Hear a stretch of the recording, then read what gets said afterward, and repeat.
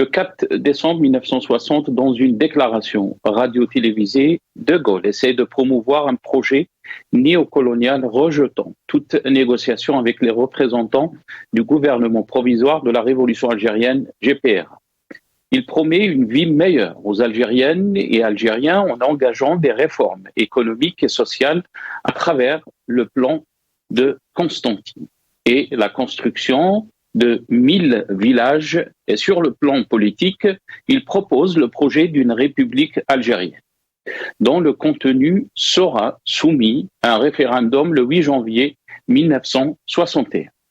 Pour évaluer l'adhésion de la population européenne, il entame un voyage en Algérie du 9 au 12 décembre 1960.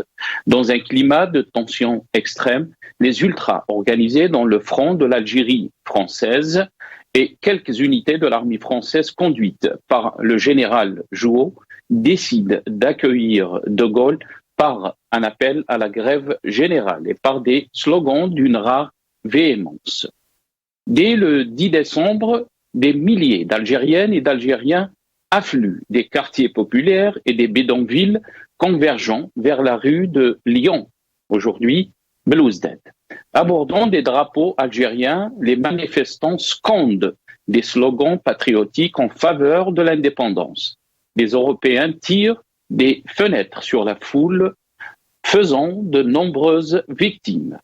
Le 11 décembre 1960, une journée décisive, un moment clé de l'histoire de notre pays. Le peuple algérien se souvient de ces moments douloureux en cette journée d'anniversaire du 11 décembre 1960. En effet, à l'appel du FLN invitant la communauté nationale à une manifestation pour exiger l'indépendance du pays. L'ordre colonial français n'a eu que pour seule réponse l'horrible répression. Les manifestations massives ont été interprétées par les chancelleries comme étant un référendum pour l'indépendance. Cette répression sauvage, en présence de nombreux médias internationaux, provoque des vagues d'indignation à travers le monde.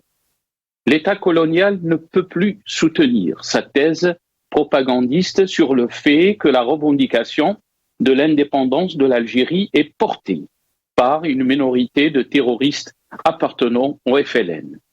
L'héroïque mobilisation des classes populaires algériennes force De Gaulle à abandonner son projet néocolonial de troisième voie. C'est le début de la victoire du peuple. Une victoire qui est encore plus retentissante lorsque le 14 décembre 1960, l'Assemblée générale de l'ONU adopte le droit à l'autodétermination des peuples, ainsi qu'une résolution qui reconnaît le droit de libre détermination comme base pour la solution du problème algérien.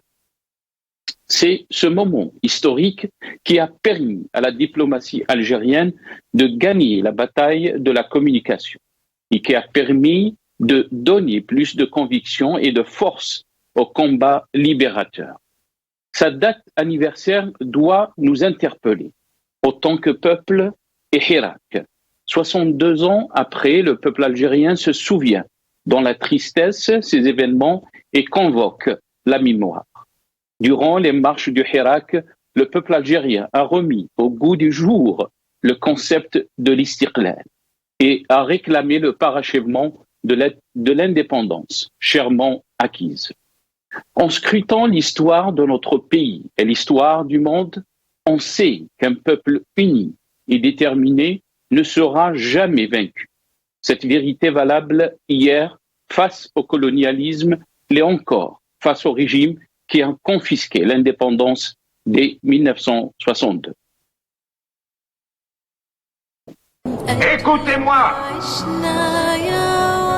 Retournez chez vous! Qu'est-ce que vous voulez?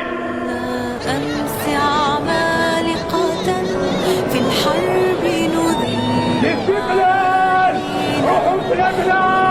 الاستقلال! الاستقلال! نحب حريتنا! هاتوا خالتنا هاتوا!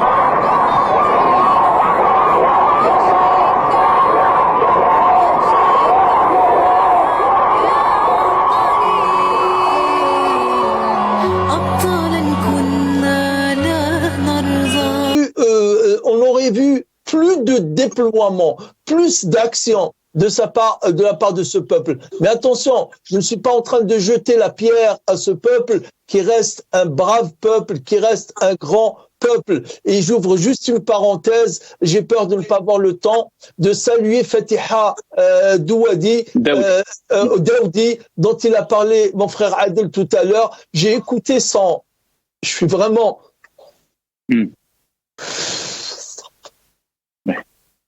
C'est très émouvant, c'est vrai. Très émouvant.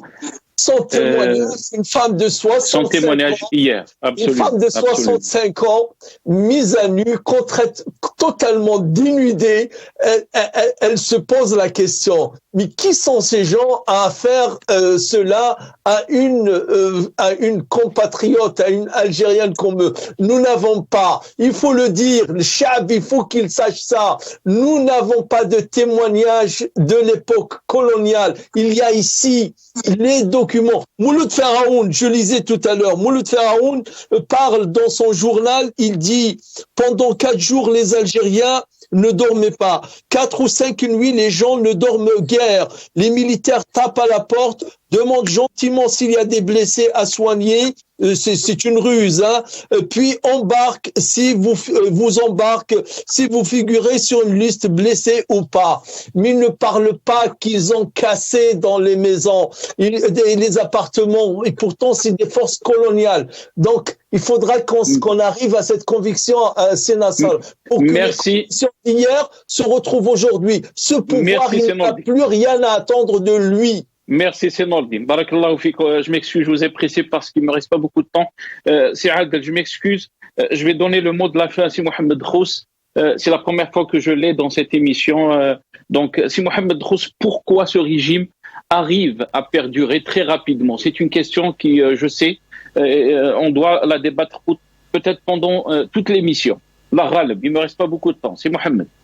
En fait, actuellement, vous savez que le tout répressif a été mis en œuvre surtout depuis 2019, et on se retrouve avec un peuple qui est dos au mur, qui se retrouve malheureusement même l'opinion mondiale, et c'est là où on doit jouer un rôle, nous en tant que diaspora. Peut-être, si vous permettez, au lieu de répondre directement à votre, je dirais, parce qu'il y a eu la coordination, le CHD, qui a justement hier organisé des rassemblements un peu partout, parce que comme le disait notre frère Adel tout à l'heure, il a tout à fait raison. Dans tout ce tableau noir, c'est vrai que tous les clignotants sont en rouge, on voit c'est-à-dire on voit le chaos se profiler, mais il reste quand même un espoir que ce peuple est uni, que ce peuple hier, d'ailleurs, la coordination a organisé sur plus de 14 villes européennes. Merci, c'est Mohamed Drous. Je vous promets de vous inviter encore dans une autre émission, parce qu'il y a beaucoup de choses d'intéressantes qu'on a écoutées ce soir. On est arrivé à la fin de cette émission. Désolé, on a un peu dépassé le temps. Je remercie tous mes invités. Barakallahu fikoum.